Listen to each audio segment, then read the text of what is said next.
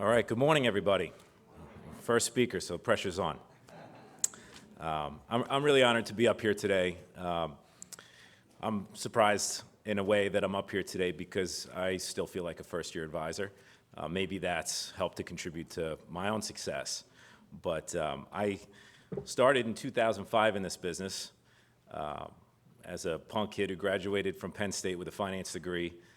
Spoke to an Ameriprise, actually American Express financial advisor, recruiter at the time, who said this business could be a fantastic one, control your income, have freedom and flexibility.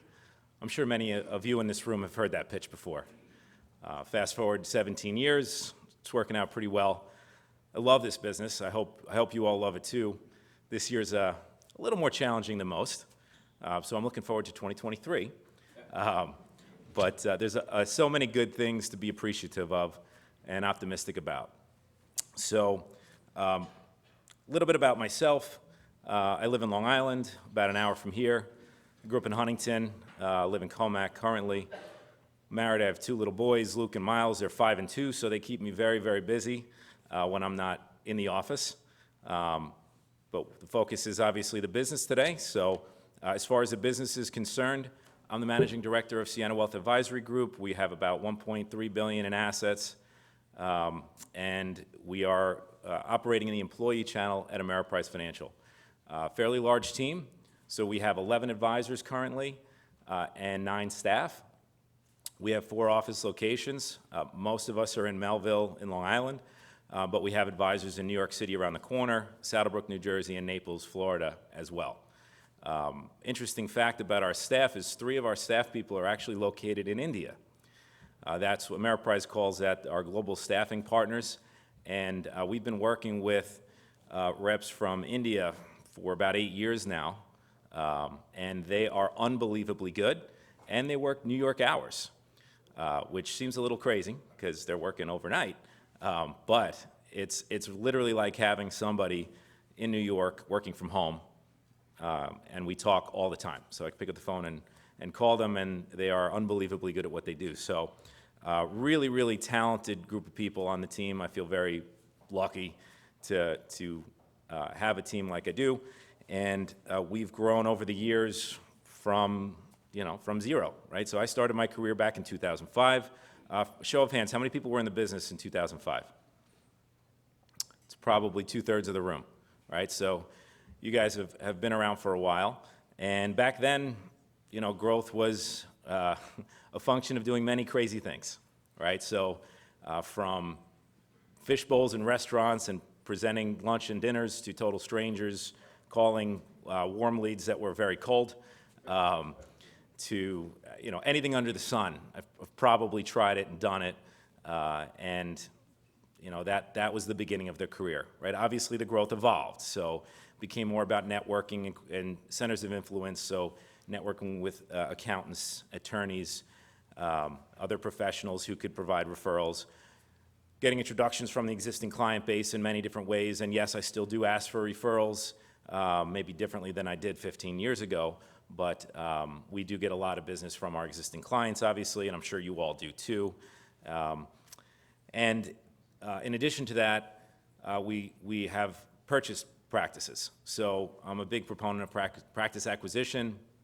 I'll talk a little bit about it, but not spend a lot of time on that. I'm looking forward to meeting a lot of you throughout the course of the day. So if you want to hear more about that, just grab me at one of the breaks or lunch or cocktails, whatever. But we've purchased about $330 million in assets of the $1.3 billion. So those acquisitions have been very, very important to the growth of our firm, and we plan to do more moving forward. So organic growth and inorganic growth. A lot of the organic growth, as I said, is from introductions and client events. So we've done a lot of event marketing over the years as far as direct mail seminars, which are gone now, but we're still doing bring a friend events. So we're inviting clients out to do really fun things like test driving Ferraris and cooking classes and sushi rolling and wine tastings and all kinds of fun things that we put together as part of the overall client experience. We're really trying to provide the highest level of client experience that we can.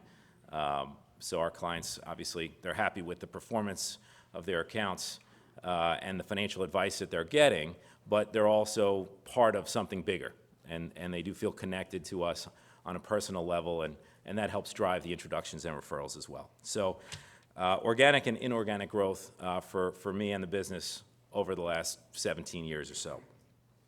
I just put together three bullet points that I think were really crucial to the growth of my business and the success that I've had over the last close to 20 years. And I think they apply to everybody in this room, because in this room we have people of all different shapes and sizes and points in their career, probably solo practitioners to parts of bigger teams. And I wanted to really focus on some things that could apply to everybody. First and foremost, something I heard early on in my career that I still do really believe in now is think like a CEO, not like a financial advisor, right? So having the right mindset, I think, is crucial to success in this business. And if we think of ourselves as financial advisors, financial planners, what have you, pick your title, whatever it says on your business card, I think the growth is limited. I myself, since I was 2 years in the business, have been a CEO of my own business, and the business just happens to be financial advice, right? Could be any business. But that mindset seems like a simple thing, I think really elevates the level of growth potential that we have in this business. On the CEO mentality, I think it's really important to understand that the strategic business planning is vital and is what drives exponential growth in the business. I like to tell everybody on my team, don't get caught in the tornado, right? What's a tornado? Tornado is, who needs money today, right? What emails are coming in? Who's calling? Did I do my RMDs yet?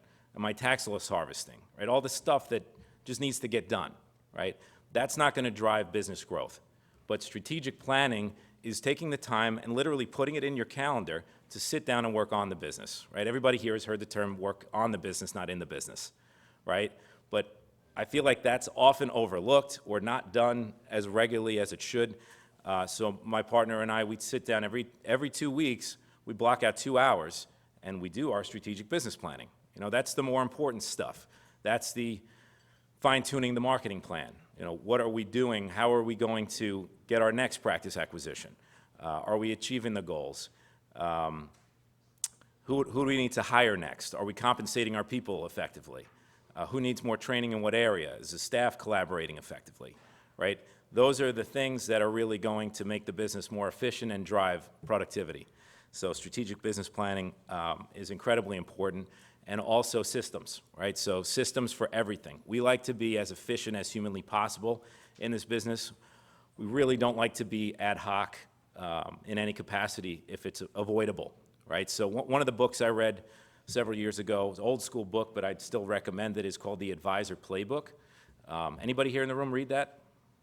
A few people. All right. Great book, super old school, but I love it. A lot of really good principles. And one part of the book talks about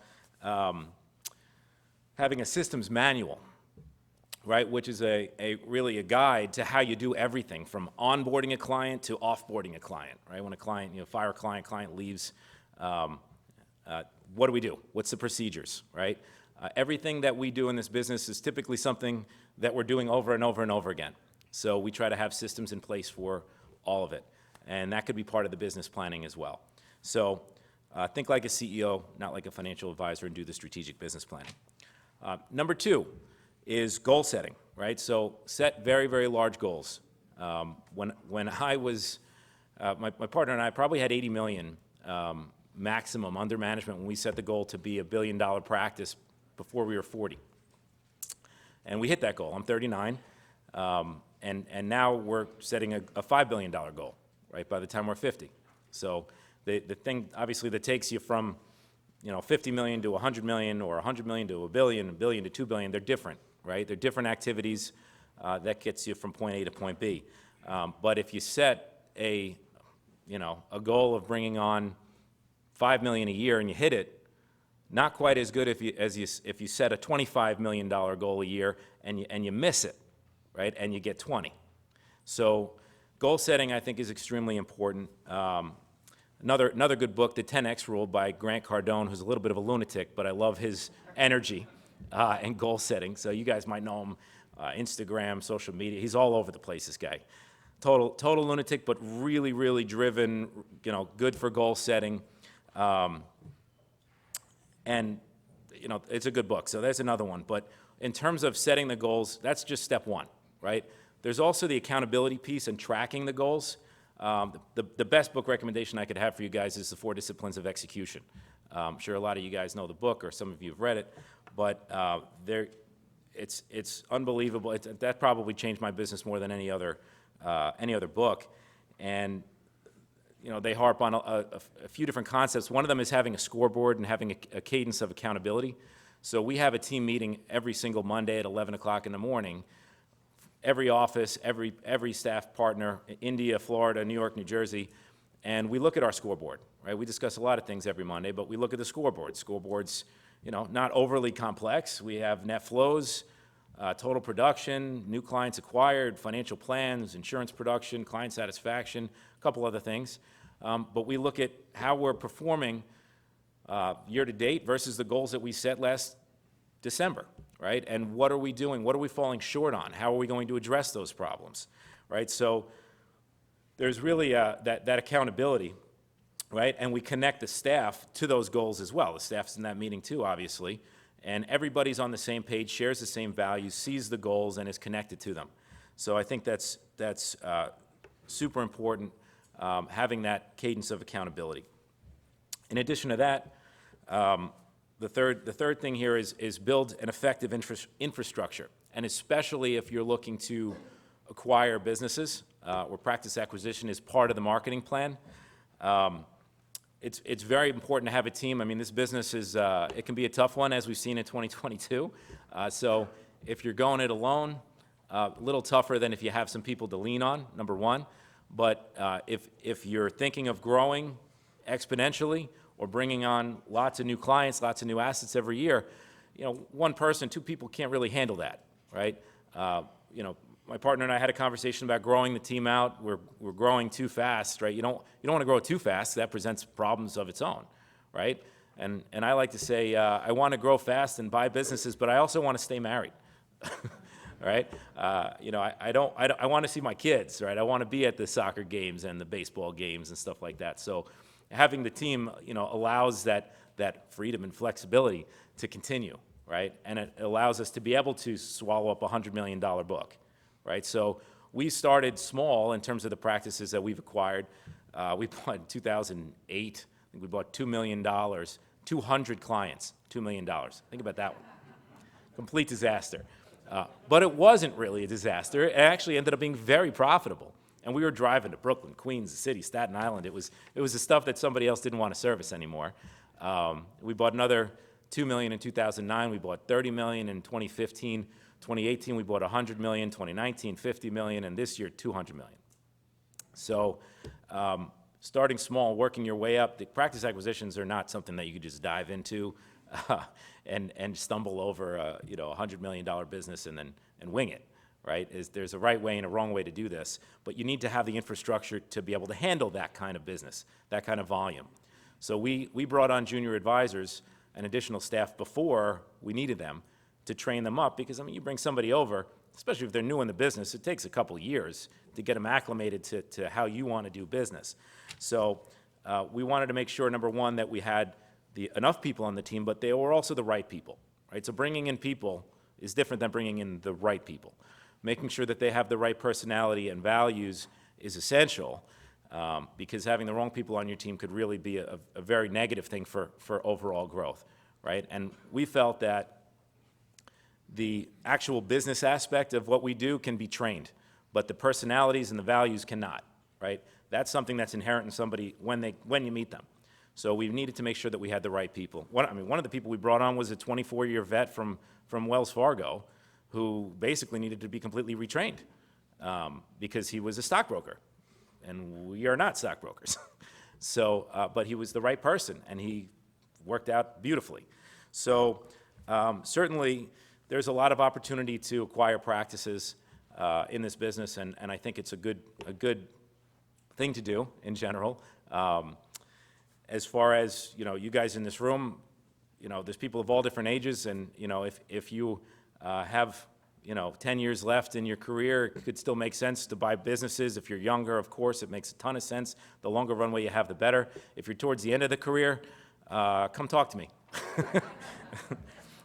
But if you're interested in doing that, you got to play in traffic, right? You have to be engaged in conversations with people. My partner and I, we changed the conversations with our networking partners and COIs, right? It became more about, yes, we're going to take on clients. You can introduce us to clients if you like. We'll take them on if they're a good fit. But what we're really interested in is meeting advisors, right? We want to meet advisors who are older than us. We made it a joke, right? Because when we started talking about this, I might have been like 30 years old. We changed the brochure. We have a brochure for clients, and we have a brochure for practice acquisitions. So we did a lot of that type of networking and kind of changed the mindset, and it certainly worked. So I'm probably out of time here, but I really appreciate the opportunity. Thank you to Tony for inviting me up here today. Anybody who wants to talk more about any of these topics, happy to do so. I'll be around all day. And just to rehash those 3 bullet points, number 1, think like a CEO, set large goals, and build an efficient infrastructure. So thank you very much for having me, and enjoy the rest of the conference.